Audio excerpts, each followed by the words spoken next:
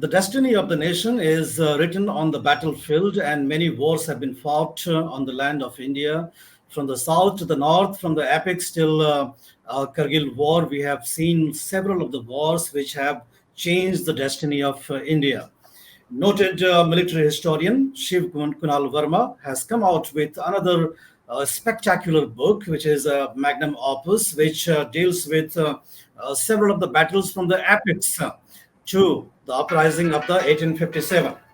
In this magnum opus, Mr. Verma has chronicled several of the wars, the battles, and the warriors. So we have very eminent panelists also with us to discuss the book. Mr. Verma, first and foremost, thank you so much for joining the discussion. Thank you. Thank you for having me. Mr. Verma, we have with us Mr. Manoj Anand. He's the senior editor of the Deccan Chronicle, and he is joining from Guwahati. He has been covering the Northeast for over 3 decades. And just to let the audience know that Mr. Verma has written a Northeast trilogy also and has spent several years in the Northeast. We also have with us Mr. Pankaj Singh, the publisher of the browser, who has come out with this magnificent book, and we will have a few more guests joining us shortly. Mr. Verma, how did you set out to write such a book which has massive time span from the epics till the uprising? It's so the time span is very dominating in the length of the history. I suppose nobody would have attempted such a long time span. Manish ji, thank you for your kind words. But अगर मुझे मालूम होता कि it's going to be such a long and difficult book to write, I wouldn't have done it. Let's be very clear about it. Military history with me has been a passion for quite some time. We've been trying to introduce it in schools, and of course, I have also authored books like the 1962 War and 1965 Long Road to Siachen, etc. So I've been, apart from that, I've done a lot of films also for the history of the Air Force, Army, Navy, etc. I very basically and very firmly believe that military history is actually should be a part of. It is already a part of our DNA, but it should be now brought out into the public domain. Because if you really look at it, nobody is really looking at military history in India, and there are various reasons for it. Because it's a bit of a complex situation. Given our past, our colonial history, our various periods that we have gone through, there are certain things which have not, somehow contributed to history being at the forefront as a nation. We have to rectify that to a great extent, and Yodha is an attempt at that. Yodha is when you actually start working on something as large as that, you begin to realize that you are still only scratching at the surface. Because India's history is very regional also. Somebody sitting in Orissa will see the Kalinga history with a lot of interest, but what is actually happening in, say, the Ahom kingdom or in Punjab, etc., it's very far removed. So, yeah, these are things which we are trying to overcome because one of the things I keep harping on in all my interviews, etc., is that we have to start thinking Fortress India. And Fortress India means very simply what is happening in Kashmir impacts the person as much in Trivandrum as something which is happening in Manipur. So this is our attempt to try and fill that gap. What I'm more curious to know, Mr. Verma, is that while India had been colonized on several of the occasions, we have been defeated in several of the battles in the past. Why did China never get colonized? China was never colonized, I suppose, though India was invaded, ravaged through Afghanistan area a number of times. That's not really true, Manish. The Japanese colonized China to a great extent.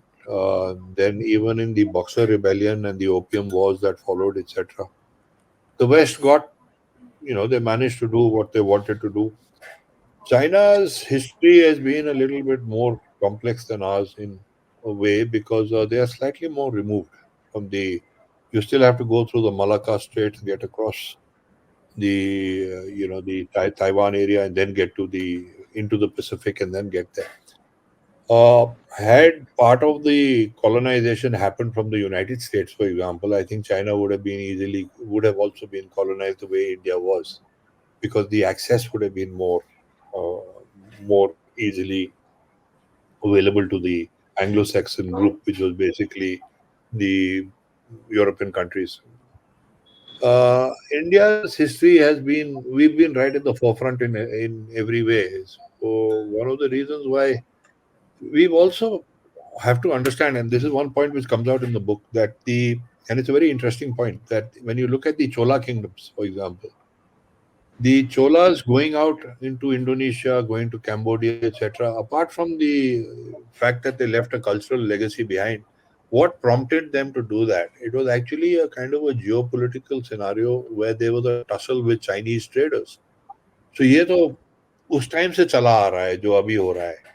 So, especially India and China, it's a very, it is the dominating narrative as far as Asia landmass is concerned, and to a great extent, even the world.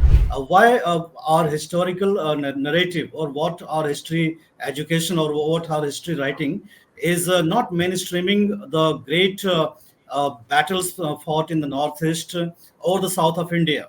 So why are we not mainstreaming them? Yeah, as far as the Northeast is concerned, it's not only the battles.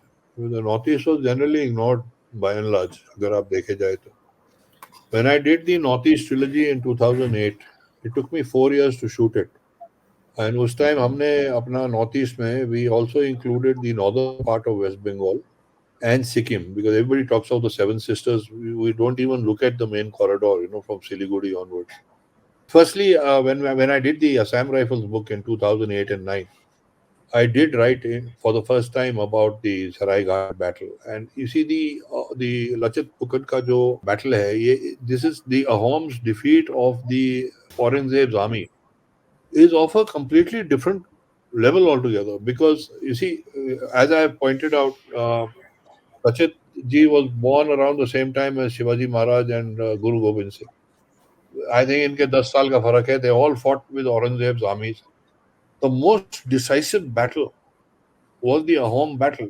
ठीक है, पहले Mughals पहुंच गए थे शिव सागर वगैरह, फिर जब इन्होंने वापस भेजा है, और आपका जो पुल है गुवाहाटी में जहां बैठे हुए हैं मनोज जी, उसके जो सराय घाट का जो एरिया है, the defeat which was inflicted on the Mughals was so severe. Mir Jumla had to run. उसका तो grave है. If you go toward Meghalaya, you will find his grave. It's a huge chap. Even the grave is huge. The defeat was so severe that even the British, when they came and wanted to get into the Northeast, they didn't have the guts to go up this route, because they had studied history. Their idea of what had happened was there, and they knew कि जमुना से आएंगे. Jamuna is the Brahmaputra after it crosses into Bengal. तो हम फिर पिटेंगे. So they actually came in from Burma, after the Treaty of Yangdubu and all that kind of stuff. So it's ये तो Northeast being ignored is one of the biggest problems that we had, but I think things are now getting rectified. Uh, you know why I did the Northeast trilogy. I don't. My father had commanded 18 Rajput during the 1971 war. He was in Tripura, and of course his battalion were to Rajput during the 1962 battle. So we used to talk a lot about that. I mean, in our whole family. But once or twice I asked him. I said, आप वहाँ पे थे उस area के, who were the local people, who were the tribals? He would be quite blank on that. He'd actually look at me, उनको आप tactically कहाँ से फायर आएगा, ये होगा वो सब मालूम था, लेकिन वहाँ के लोग कौन है? And without people, you have nothing. So it was a very interesting thing to do, because we filmed everywhere, we shot everywhere. And one of the things which also happened was, because I had a lot of support from the army, by the time my helicopter support came, and I got a lot of it towards the end, I had already done everything on the ground. अब वो कहते हैं ना हर एक चीज में भलाई होती है, तो उस टाइम तो हम बड़े फ्रस्ट्रेट हो रहे थे on the delays of helicopter sorties. When we finally got them, we had already done everything. अगर हमको पहले मिल गई होती तो maybe we wouldn't have taken the effort to go that, चलो वो हो गया है, that kind of a thing. So Northeast trilogy played a very major role in making people aware of what the area is all about, and which are the tribes, which are the people. The Northeast trilogy wasn't only done for people outside the Northeast, but also for the people inside the Northeast.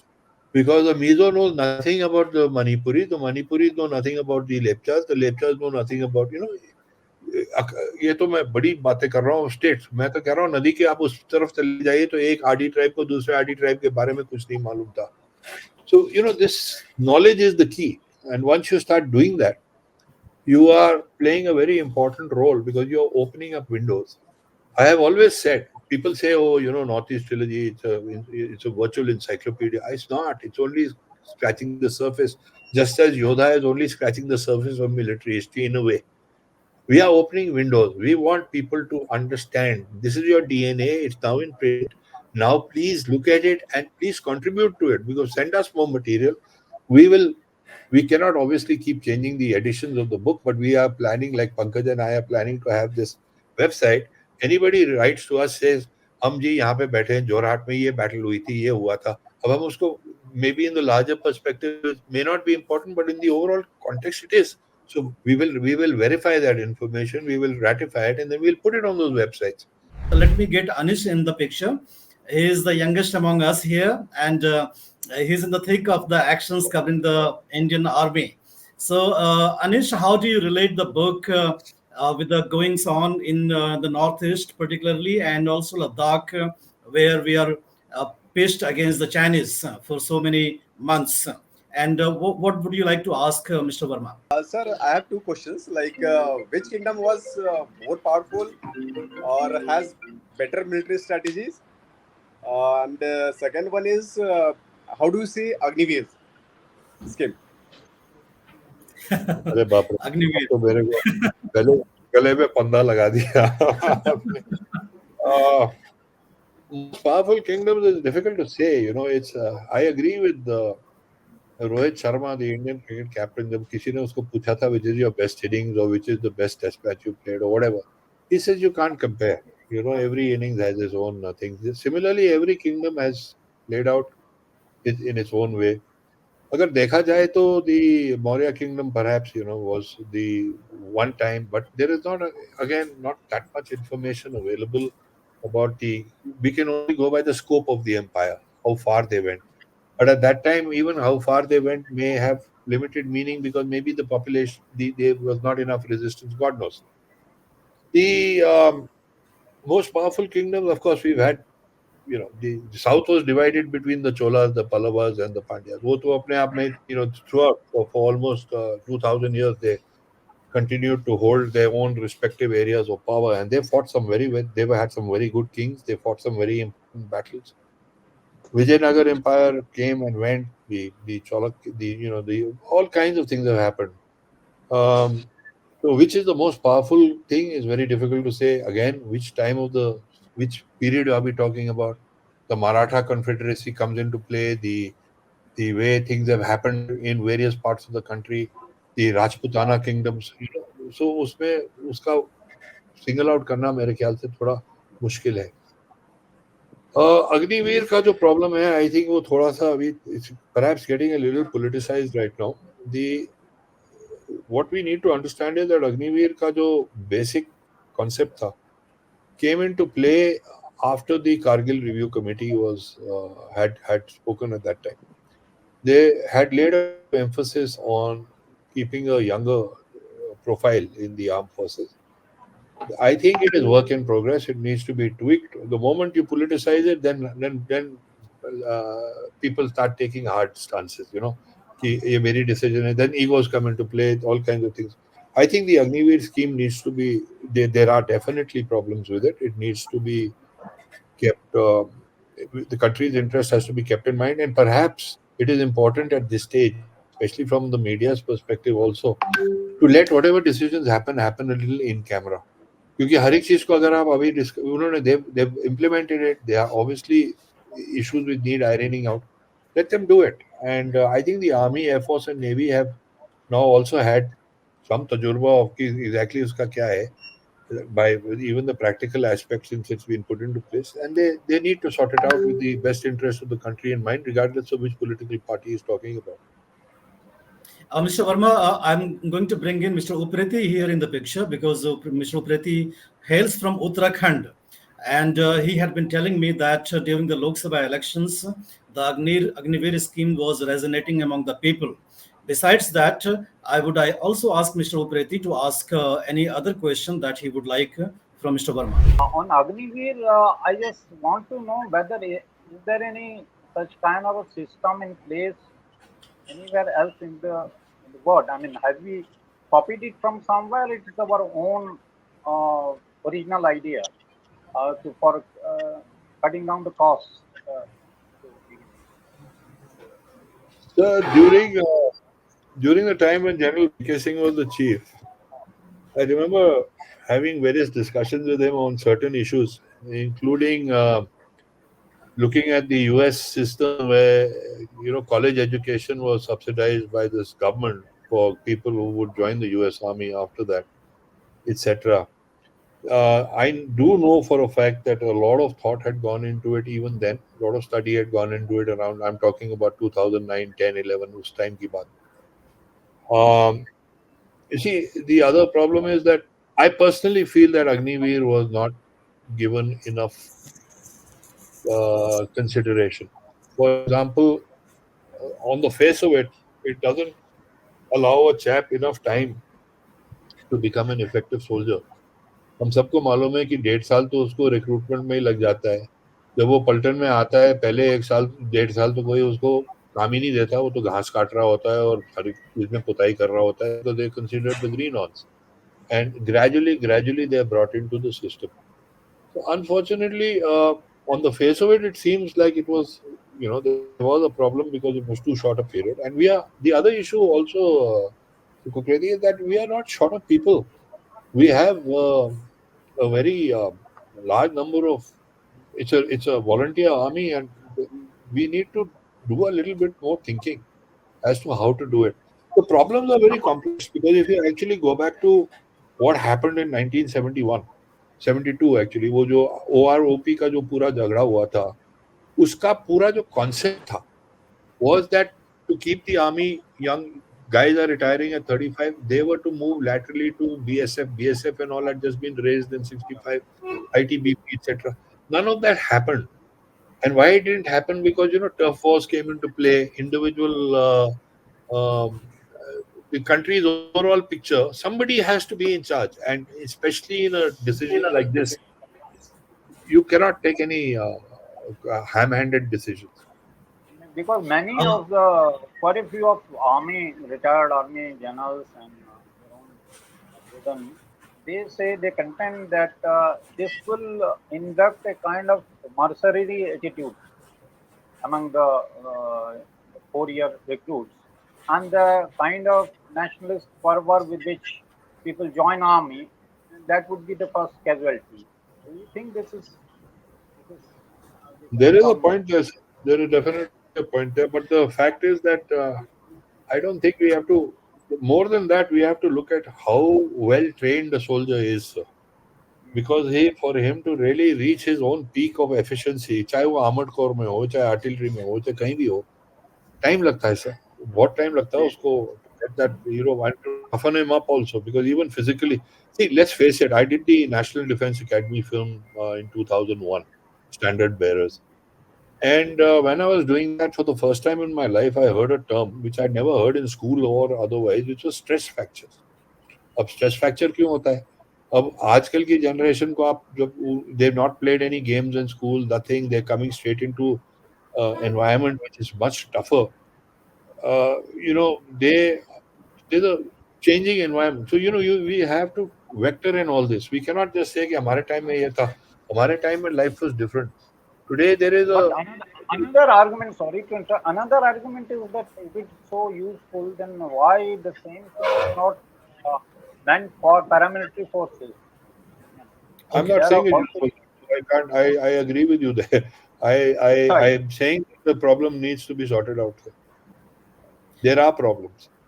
I just want to ask Mr. Verma, who is a military historian, as what is his view? I mean, this is of a common interest also on 3 battles of Panipat. Of course, it's a huge subject because this has changed the course of Indian history, and there is there are a lot of controversies. There is right wing view, there is a left wing view.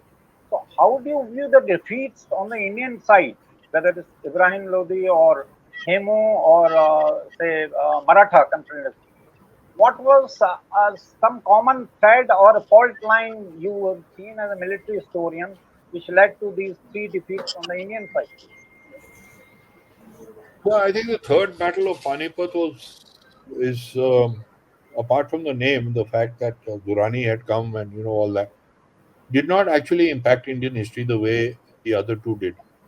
Even the first one, the Battle of Panipat, where Babur ran amok with artillery and all that, that was very important because it was a changing this thing. But I have also argued in some other forums that actually the most important battles were before that. Was when Prithviraj Chauhan was defeated by the Muhammad Ghori, because that really set the tone.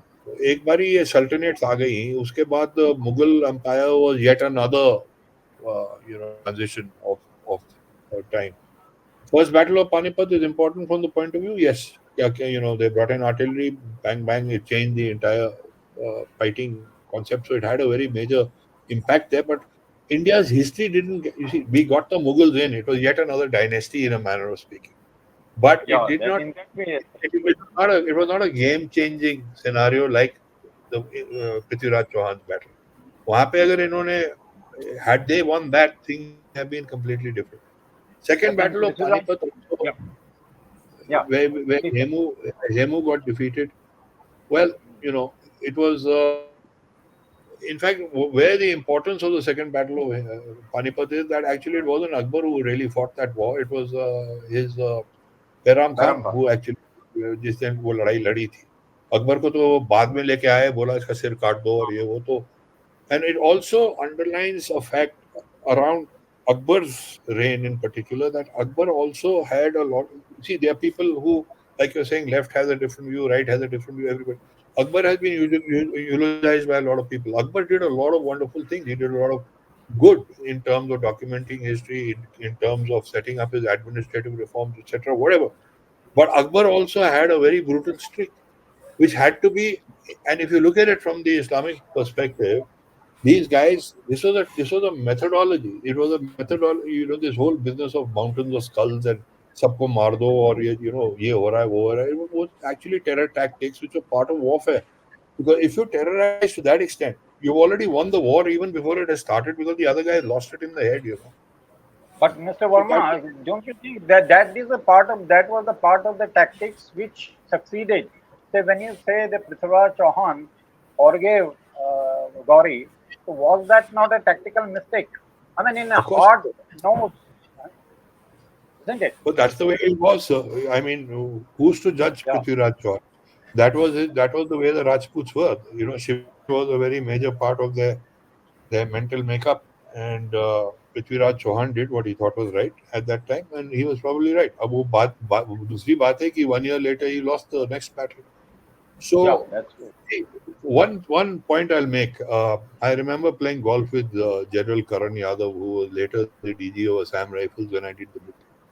So हम golf खेल रहे थे, and मैंने उनको ऐसे ही बोला, मैंने कहा sir, there was so much of the Northeast and the early history, which now as DG you have access to those files. So you can at least get to see what actually happened. So इससे उसका actual फायदा नहीं है, क्योंकि वो तो हमको broadly मालूम है what happened. But he says it's very easy to look back in hindsight on anything, and this applies a lot to military history. But you don't know the full circumstances under which a man has taken those decisions, because those are not documented. No, And I think there's a Mr. Verma, lot of truth in that. on the third battle of Panipat, again the Marathas, I mean, whatever little I know, that they did not resort to guerrilla warfare as perhaps Raja Surajmal, because this I read in the Natwar Singh's book, Raja Surajmal, that he said that let's have an alliance. So there Durrani had an upper hand, and again, if Marathas had won, the British would not have been ruling us. That is one view of. Don't you think that was also an important defeat? Sir, no, not really. I think the Marathas did not really have a chance to win that war because of two reasons. The Maratha Confederacy had emerged as a major far center, but they were too fragmented. Even if they had defeated Durrani and pushed him back into Afghanistan, it wouldn't have made much of a difference. And even after what happened, um, I don't think the Third Battle of Panipat is that important because the British were already in. The doors had already been opened. The Mughal Empire was dying. It was the dying embers of the Mughal Empire. This is perhaps the last battle they actually fought. As the Marathas, the Marathas have always been a very disorganized lot. Whether in guerrilla warfare they were honed into some sort of into a very good force by Chhatrapati Shivaji. But most of the fighting that actually reached its peak was his successors. Even the Maratha Navy, the way Kanoji Angre and all these people ruled the seas, but then who destroyed them? It was the Marathas themselves, no? The Marathas are the ones who actually destroyed their own navy. So, it's the problem with the Marathas was that they were never a disciplined fighting force. And their very nature and the terrain, because of the Western Ghats being what they are in that area, they were always going to be looking at life a little piecemeal. So all these factors have definitely played a part. Yes, sir. होता Indeed, बोलते रहता ये हो सकता वो हो सकता था, but we have always been fragmented and disunited, and that has been the undoing of our nationhood in the past. Mr. Manoj Anand had been waiting for a long time to ask you something. Manoj ji. During China War, when So- जब Indian army Tezpur पहुंची Oh, तो So- पता चला तेजपुर और भालुकपुंग से आगे कोई रास्ता नहीं है. They have to climb the hills and go through the traditional roads only up to Tawang. ऐसा था क्या, जबकि इंडियन आर्मी को ब्रीफ किया गया था कि रास्ता अप टू तवांग बन चुका है. okay. No, but Tawang का रास्ता तो था क्योंकि it was a jeepable track. Because when two Rajput was also de-inducting from Wolong, and they were taken off at Misamari, and they were sent up this route. पैदल गए हैं ना यहाँ से. पहले तो they have gone by one tons up till the base of Sela. संगे तक तो ये संगे तक तो रोड थी सर. रोड की कंडीशन क्या थी वो बात दूसरी है. रोड की कंडीशन तो अभी भी अब जाके थोड़ी सुधरी है, नहीं तो बहुत ही खराब होती थी even 10 years ago. But they had to cross Sela over a jeep track again. Jeeps could go, but one tons could not handle it. They had to be manhandled across. There was a lot of sickness when these guys were crossing. A lot of chaps were vomiting, and they didn't have enough warm clothes and all that. I'm talking about two Rajput. But the road tracks beyond that, towards नीचे जंग तक वो पूरा bridge वहाँ पे था, सब कुछ था. The bridge was a log bridge. It was not over the Magochu at that time was a log bridge. It was not this thing, but the tracks were existing. And then even from Tawang, the track right up till Lumla, and then from there to Zimitang and Lumpu, they all existed, sir, but they were being used by yaks and stuff like that and herdsmen. They had been constructed by hand. There were no this thing, but the tracks existed, sir. The other thing is that what is also very interesting, which comes out in the second volume, very few people know this, that in 1942 the Tibetans actually invaded this area. There were two divisions which came, and that time because World War II was on, ये बालुकपोक में आके बैठ गए थे. And 5 Assam rifles which were at Rupa were told to ignore them because that time they were more worried about the Japanese. Had the British lost the Battle of Kohima, the Tibetans would have claimed this area as theirs. But once they lost, they said, अब हमारी बारी आई तो वापस चले गए. उसके बाद Bob खातून जब गए हैं 1951 में, that is when we re-annexed or re-staked our claim on Tawang. We had done it earlier, or rather British India had done it earlier when Captain Lightfoot, Gordon Lightfoot, had gone with a party of 100 Assam Rifle chaps to Tawang in 1932. So the history of this area has also not really been documented enough to No, I really have give been- an idea. I wanted to point out because I have been told that these are the classified documents.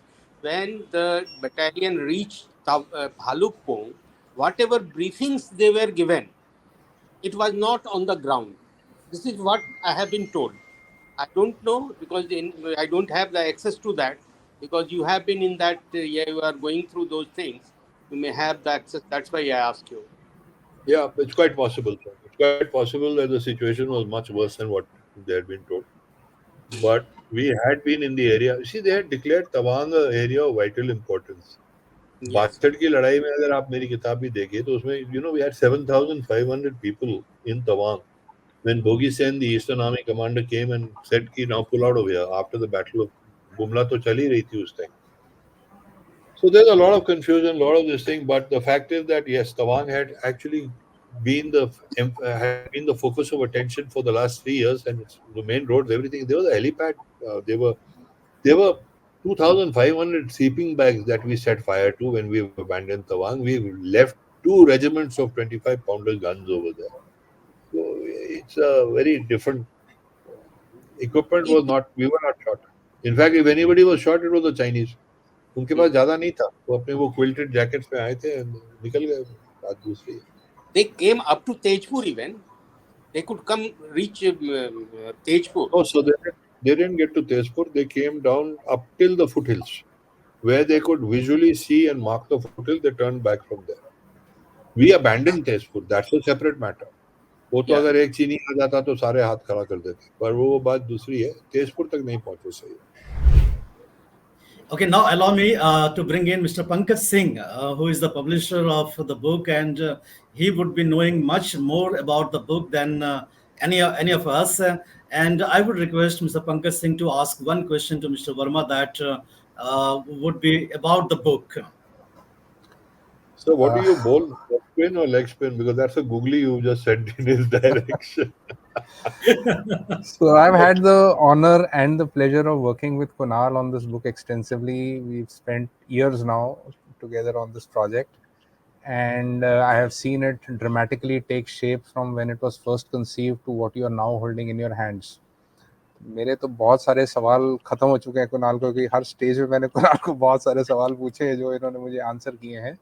But at the end of the day, I would like Kunal to talk about his broader project, क्योंकि ये जो 2 किताबें हैं ना, ये एक कुणाल का एक लाइफ लॉन्ग एम्बिशन था जिसको उन्होंने नाम ऑल्टरनेटिव एजुकेशन दिया है, जो कि वो चाह रहे थे कि भी स्कूल्स में, खासकर जो हमारा एजुकेशन सिस्टम है, इट इज़ वेरी लिमिटेड. जैसे इन्हीं किताबों की हिस्ट्री आप देख रहे हैं, ये स्कूलों में ऐसे नहीं पढ़ाई जाती, and the children are largely not aware of what are military history also, because military history में एक थोड़ा सा ही गैप है.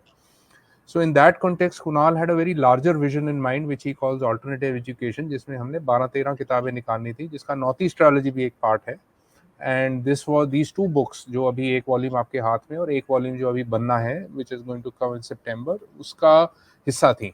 So I would request Kunal to tell us a little about the value education project or the alternative education project that he speaks about.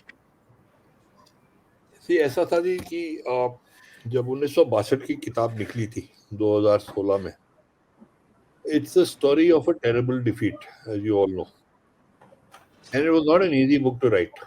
It's a different matter. I was born in that unit. हम भी थे वहाँ पे. I was a 3 महीने का baby था मैं जब वहाँ पे तेजू में पलटन की रेयर थी. और जब ये किताब निकली है तो मेरे को लगता था कि ठीक है, मैंने लिख तो दी है, पर इसको कोई पढ़ेगा नहीं, because I also filmed the Kargil War. I had a lot of experience in this. Everybody likes a happy ending in the sense that you want the tricolor on top of a hill and we won the war and all that kind of stuff. यहाँ पे there was none of that. जब ये किताब निकली थी तो I was invited by a very dear friend of mine, Derek Mountfort, जो Assam valley school में होते थे और फिर वो गोइंका ग्रुप ऑफ स्कूल में थे. तो जब ये किताब निकली उन्होंने पढ़ी और उन्होंने कहा कि तुम आके हमारे बच्चों से बात करो. अब मेरे को भी वही मिसकंसेप्शंस थे कि बच्चे पढ़ते नहीं है, इनको इंटरनेट से टाइम नहीं है, nobody wants to read a book, ये वो. तो मैं थोड़ा रिलक्टेंट, और वो भी गोइंका स्कूल्स. मैंने कहा ये तो मारवाड़ी बच्चे हैं, दे mainly trader families, they will not be interested in military history. So my preconceived ideas in my own head made me hesitate, but he insisted. He said, "आप आइए." अब जब मैं वहाँ पहुँचा हूँ तो पहले तो I was surprised क्योंकि उन्होंने गोइंका स्कूल के करीबन 40-50 स्कूल्स हैं NCR में. उन्होंने सारे अपने 10th और 12 के हिस्ट्री स्टूडेंट्स बुला लिए थे और फिर मेरे को बोला गया कि do not exceed the time because these buses have to go back to this thing. तो 1 घंटे के लिए आप 45 मिनट बोलिए, 15 मिनट आप इनको Q&A दे दीजिए. अब जब 15 मिनट खत्म हो गए तो एक बच्चा साइड में बैठा हुआ था आगे की तरफ, वो व्हील चेयर में था.